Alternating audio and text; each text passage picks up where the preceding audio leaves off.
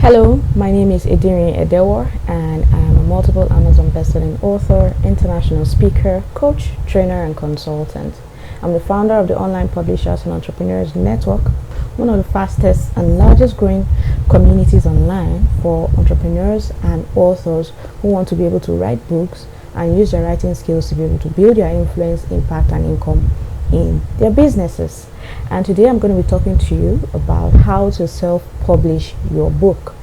Now, it's important to know that there are two different ways by which you can publish your book. One way is by actually going through the traditional method where you get to a publisher, and the publisher helps you with the process of publishing your book. You get to write it, and then the publisher takes care of all the other processes from editing, formatting, marketing, distribution, and the likes. They also take care of printing as well, right? Now, that can be very interesting if you have amazing relationships with a publisher, or you're discovered by a publisher who can help to take on the costs and take on all of the resources that's needed to actually push your book out there. However, not a lot of people have that kind of opportunity, so they resort to self-publishing their books by themselves. Now, since the advent of self-publishing, where people realized that they could publish their books by themselves and use their own influence to actually push their books to make profits or to build influence from their books, they've been doing it a lot. Amazon, for example, offers people the opportunity to be able to publish their books by themselves on an international platform and even get to international bestseller status. And that's how I started as well.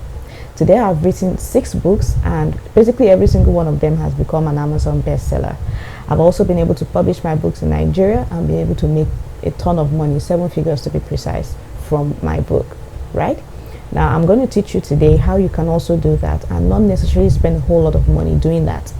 I get a lot of questions from a lot of people who tell me that they want to publish their books and they've written manuscripts, but they don't have the resources to actually go forward.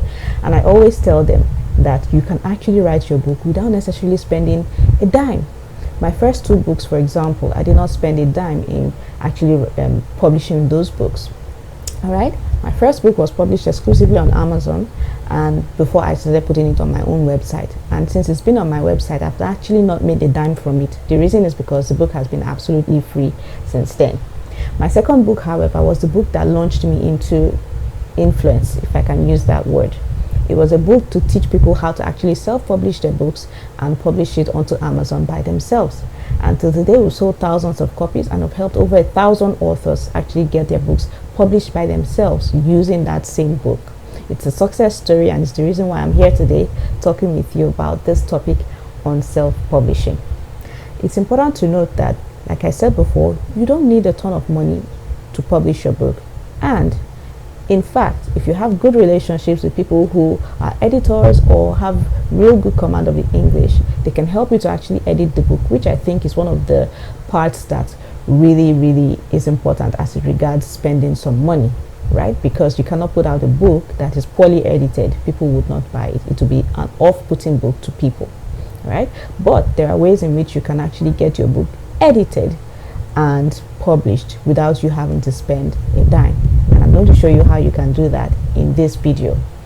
All right, now I'm assuming that you watching this video means that you already have an idea for your book and you believe that this idea is a marketable idea, which means that this idea is something that if you put into a book, people will be very happy to buy that book. It's something that people need.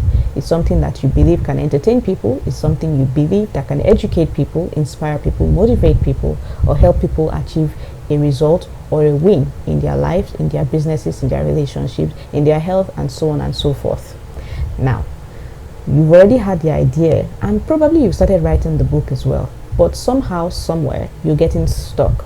For the sake of people who are just starting out, I'm going to start from the beginning. Now, when you have an idea for the book, the next step is actually not the writing stage.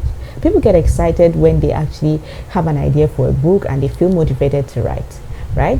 And the next thing is that they put pen to paper or they put their hands to their keyboard and start typing away.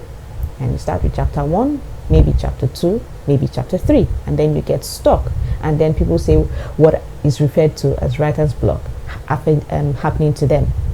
Now, personally, I don't believe in writer's block. I believe that the reason why people are unable to finish or go through with their books is because of a couple of reasons, like being unmotivated, uninspired, or really really don't know what to actually write in their books, which means they haven't either done enough research or they're doubting themselves. Now, in order for you to be able to overcome what is called writer's block, you must go through a simple 3-step process that I and authors like me all over the world use to write our books in record time. That 3-step process is simply mind map, outline, and write. You don't want to start putting your pen to paper or putting your hands to your keyboard to start writing immediately, thinking that you can actually achieve what we call flow when it comes to writing. It doesn't always happen that way. And that's one of the reasons why people get stuck, because they don't know how to continue. But when you're able to do these 3-step processes, one after the other, you'll find yourself being able to actually write your book and finish it in record time. Now, the first step, as I mentioned earlier, is called the mind map. The mind map is simply a process where you basically brain dump all the ideas for your book onto a sheet of paper or a huge cardboard paper. The mind map process is a very essential part of your process of writing your book, because this is where all of the ideas in your head, all of the things that you want your readers to know, all the things you want your readers to read in your book actually gets put down to paper.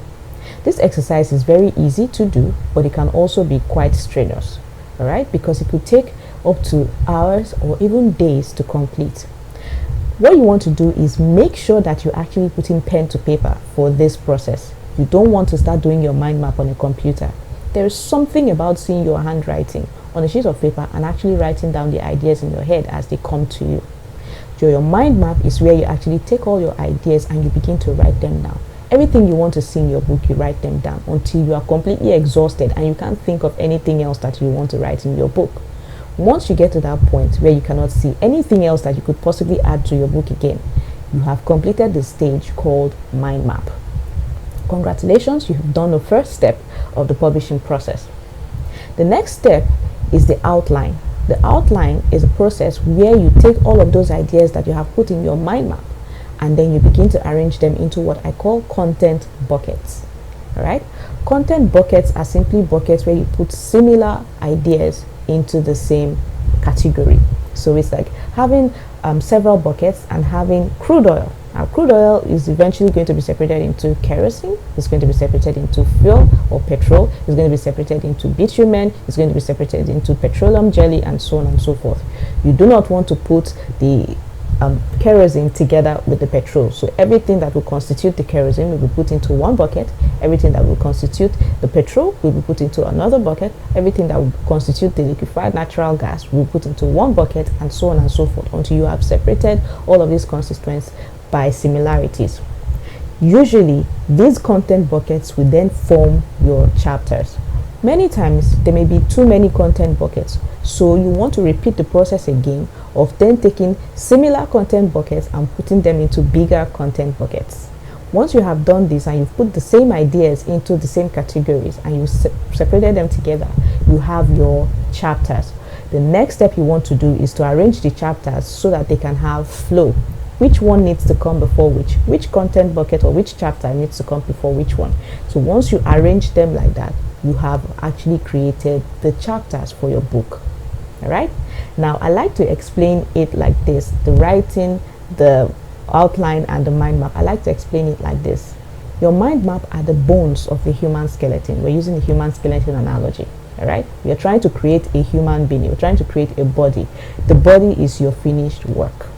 You start with the bones first and you begin to put out all the bones, right? We said there are about 206 bones in our body, so you must make sure that you have all 206 bones complete.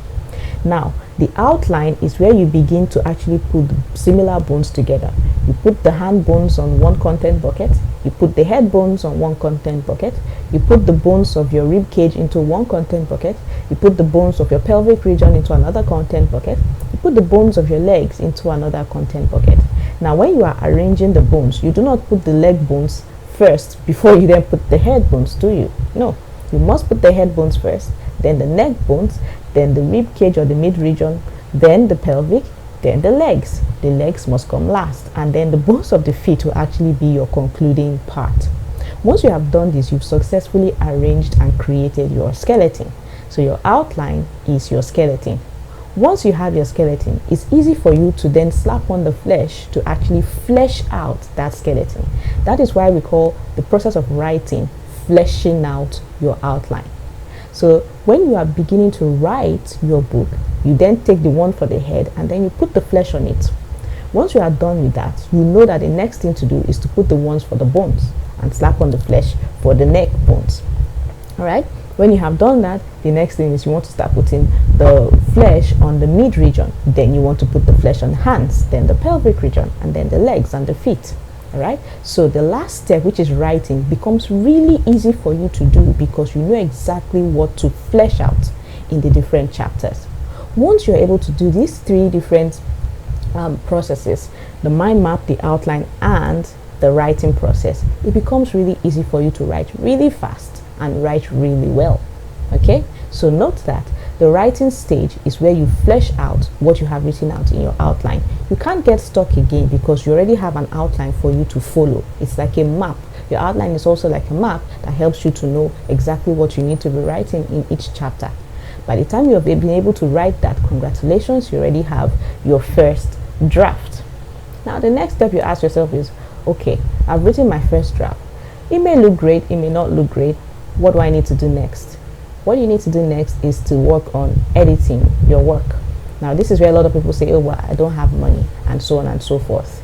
I know that a lot of people may be bootstrapping the process, and if you're having a book that's not necessarily very long, you may think of editing it yourself. However, I always suggest that you get another eye to actually go through your work, because there are things that you might have missed. Because you wrote it yourself, your brain may actually start skipping mistakes that you created simply because it already knows the process and the flow. But when you give it to fresh eyes, people who haven't seen your work before, they're able to spot mistakes that you didn't see at first. All right, so I always advise that you give your book to a professional editor. It's important that you get your book properly edited, because if you write a book with a beautiful cover and a beautiful title and maybe even beautiful message, but it is impossible to read because of errors and mistake, you haven't helped anybody. So as much as you can, give your book to a professional editor to edit your book for you. If there is a situation whereby you cannot do that, use what I call the peer-to-peer method. All right, the peer-to-peer method is simply a process where you have a couple of your friends who are well versed in the English language and well versed in identifying grammatical and typographical errors to go through your work. Now, a lot of people make mistakes in this stage, thinking that they just send their manuscripts to everybody to go through, and then when you're trying to put together all the corrections they've made, it's quite impossible to do. You could decide that you want to share your document in a Google document, and then have all of your friends come together and then make all the corrections. But you may find that it's still all over the place. But what you could do is to send the manuscripts in a Microsoft Word document to one friend. Have that friend go through it and help you to make corrections. Take that corrected document and send it to the next friend. That friend helps to make more corrections, spots the mistakes that the first friend may not have seen. Now you take that corrected manuscript and take it to a third friend, who then helps you to go through again. The more you take it down the list of your friends, the less errors they would find, because they would be correcting what's already been corrected. All right, they'll be correcting on the material that has already been worked on, that has already been corrected. By the time you go through 3, 4, or 5 friends, you find that you have minimal amounts of errors. Now, there are books that are perfect, there are books that are not exactly perfect, but they are still readable. You want to make sure that you have a book that is very readable and it's an enjoyable book to read, not somebody who basically has to rack their heads trying to figure out what you're trying to say because of grammatical errors or typographical errors. All right, now after you have done that, the next step is to format the manuscript to make sure that it looks good, to actually make sure that it looks like something that is readable. And you can easily do that in Microsoft Word. All you need to do is make sure that you add your introductory parts, your copyrights, your table of contents, your acknowledgements, your dedications, and even some words or some praise for the book if you have that. All right, now when you do that, you have formatted your book. You may decide that you want to design. You can use platforms or software like InDesign to also design it. InDesign is an Adobe software that you can use to actually format your manuscript.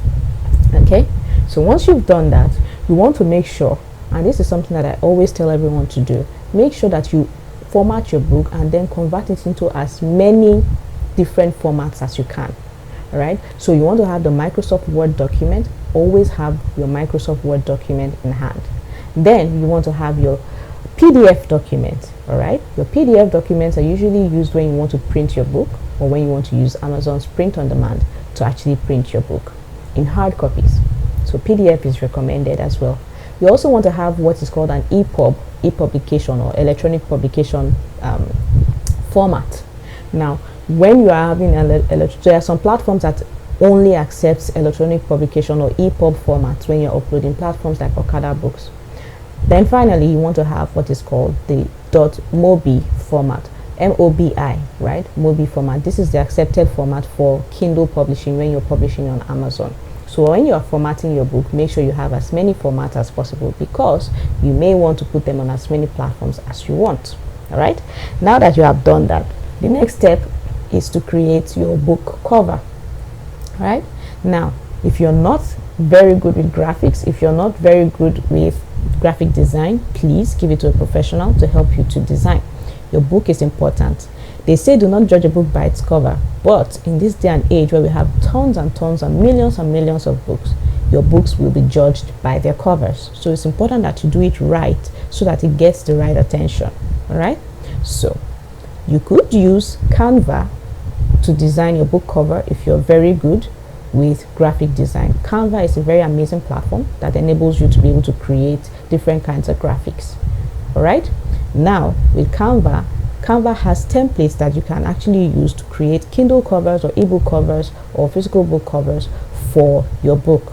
So if you're not very good, you can go through Canva and look at their ebook templates or cover templates and actually use the cover to edit and then use that to create your own book cover as well. But just know that your cover may not necessarily be very unique, because on Canva a lot of people use different types of templates and somebody might have used yours as well.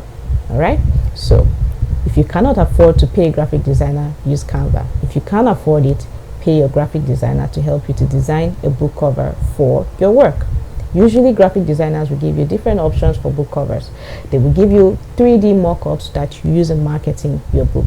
But if you are doing it yourself, there is a very amazing free site that you can use to create 3D mock-ups for yourself. It's called adazing.com, adazing.com. All right, so you can use adazing.com to actually create 3D mock-ups for your book. You get a Kindle version, you get a physical book version, and there are several other versions as well. All right. Now, once you've created your cover, you've added that to your book, you have your full book. You have an entire manuscript. The next step is to publish. Now, there are many ways in which you can publish your books so that your readers can actually gain access to them. You can decide to publish internationally on Amazon. Amazon has two ways in which you can publish: the ebook version and then the print version. Amazon has a print-on-demand version that you can actually just upload your PDF and then instruct Amazon to print your book whenever somebody orders for the physical copy or the print version of your book. And you don't have to pay for it. Amazon will take the cost of printing from the price of your book.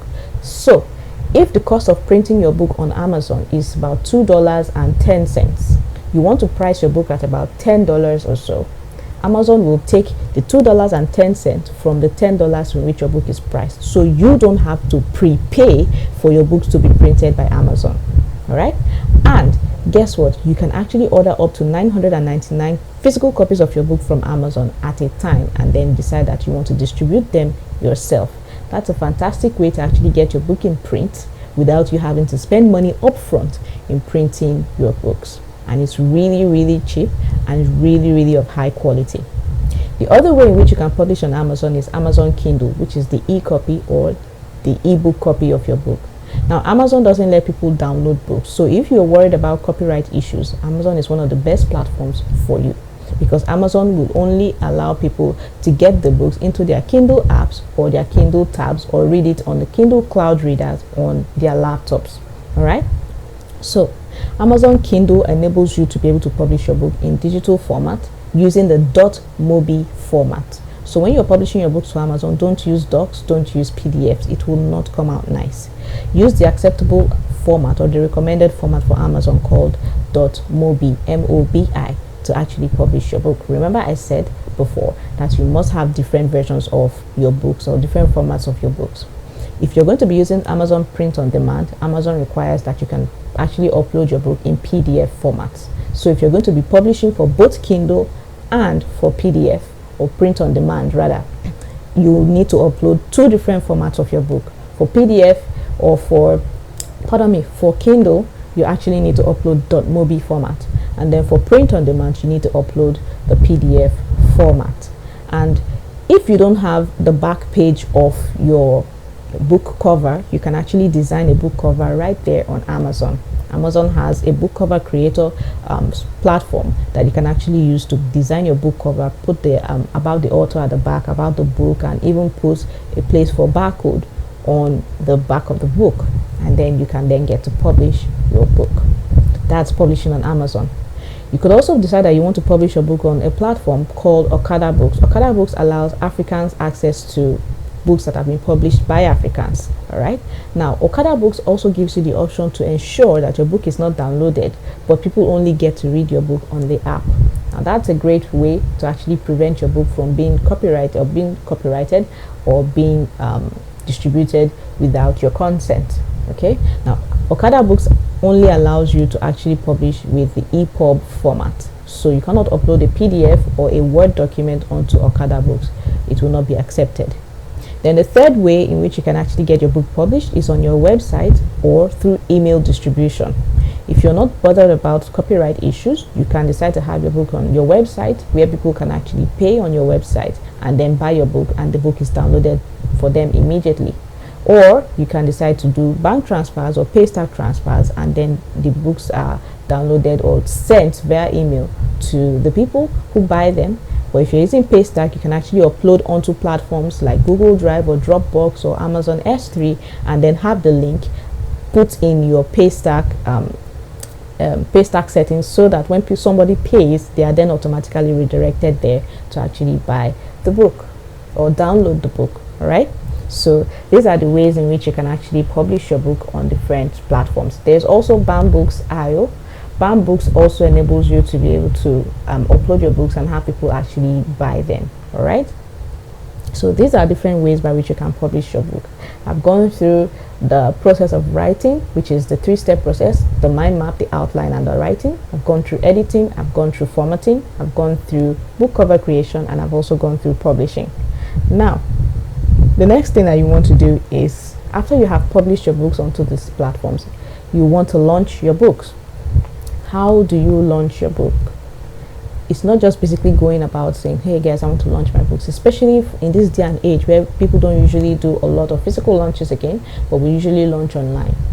There are many ways in which you can launch your book, but I will guarantee you the fact that if you're not somebody of influence already, it will be very difficult to sell your books when you launch if people don't even know who you are, what you do, and why your book is important to them.